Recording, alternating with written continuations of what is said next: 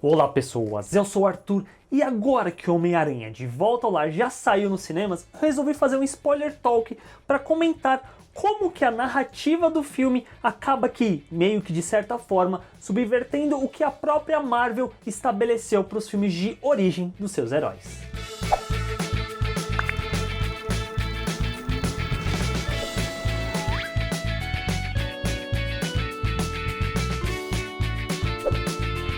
Mas antes de entrar no papo em si, se esse é o primeiro vídeo aqui no canal, se inscreva aqui embaixo, deixe o seu like e se você já é inscrito, clique no sininho para ser avisado de quando os próximos vídeos saírem.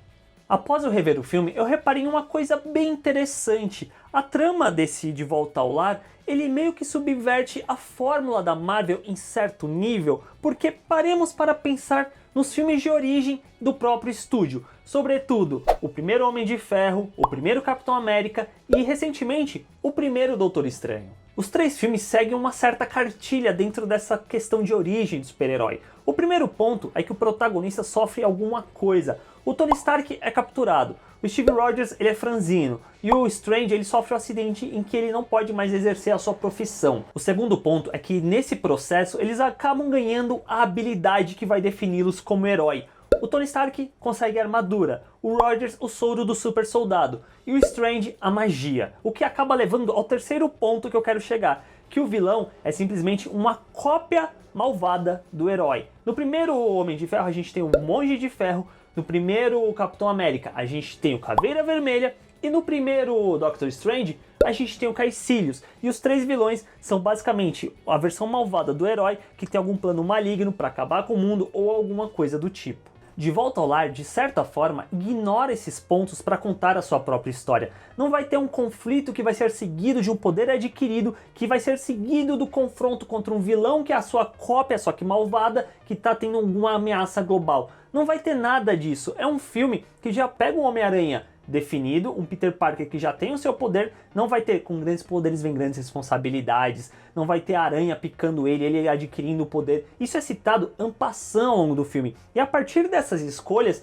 que eu vejo uma coisa muito legal dentro desse filme. O maior inimigo do Peter é ele mesmo. Ele ainda é um herói iniciante, ele está em desenvolvimento, que teve a chance muito cedo de fazer algo grandioso, que é lutar ao lado dos Vingadores, por quem ele é fã. E aí por conta disso, quando ele retorna para a vida comum dele, com os crimes mundanos, ele não vê graça nisso. Ele quer ser cool, ele quer fazer parte dos Vingadores, ele quer impactar o Tony Stark para que o Tony leve ele para trabalhar junto com os Vingadores. E aí nisso, nessa gana, nessa busca dele por fazer algo grandioso, ele acaba confrontando o Abutre em dois momentos, no caminhão e na barca. Mas como eu disse, ele é um herói ainda em desenvolvimento, então ele não estava preparado para isso. E a consequência desses dois atos do Peter é justamente o problema. No caso do elevador, os amigos dele quase morrem, e no caso do barco, da barca lá que se divide no meio, ele não consegue segurar, e se não fosse pelo Tony, aquelas pessoas também teriam morrido. I want you to be better. I'm gonna need the suit back. But I'm nothing without this suit. If you're nothing without this suit, then you shouldn't have it.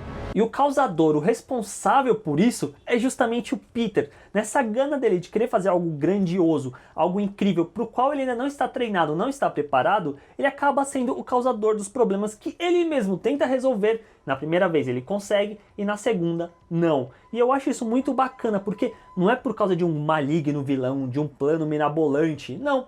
É o herói que é o causador das suas próprias dificuldades. E já que eu mencionei o vilão, esse é um outro ponto que acaba fugindo da fórmula da Marvel de vilões esquecíveis. O Adrian Toomes, o Abutre, ele não é uma cópia malvada do herói com planos extravagantes, mirabolantes. Não, ele é um homem comum que diante da perda do trabalho dele, ele vê no roubo da tecnologia Chitauri lá, do que os Vingadores enfrentam, a chance de conseguir fazer dinheiro para cuidar da sua família. E eu nem acredito que eu vou falar isso agora, mas em certo nível, a história dele é parecida com a história do Walter White do Breaking Bad, principalmente na primeira temporada, que ele é um cara normal, que diante da situação ele faz uma coisa ruim, por um motivo bom. Aí já temos um vilão com uma história interessante e uma motivação válida, mas o filme vai um pouco além ao criar um vínculo entre o herói e o vilão, já que a filha do Adrian Toomes é a garota pela qual o Peter é apaixonado e o Peter acabou salvando, tendo esse laço com o Adrian Toomes de tipo, o Adrian Toomes está devendo uma pra ele.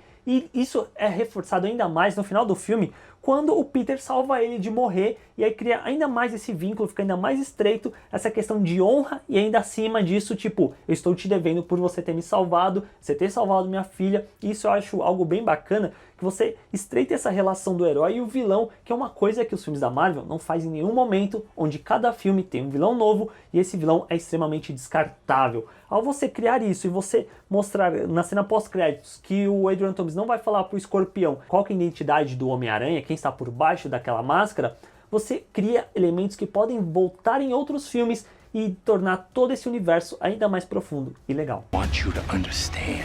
I'll do anything to protect my family.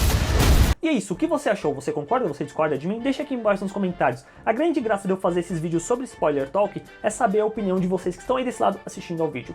Não se esqueça de se inscrever no canal clicando na bolinha que vai aparecer aqui do lado para não perder nenhum dos próximos vídeos. Deixe o seu like, clique no sininho para receber notificação de quando os próximos vídeos saírem. E é isso. Valeu, falou e até logo menos. Tchau!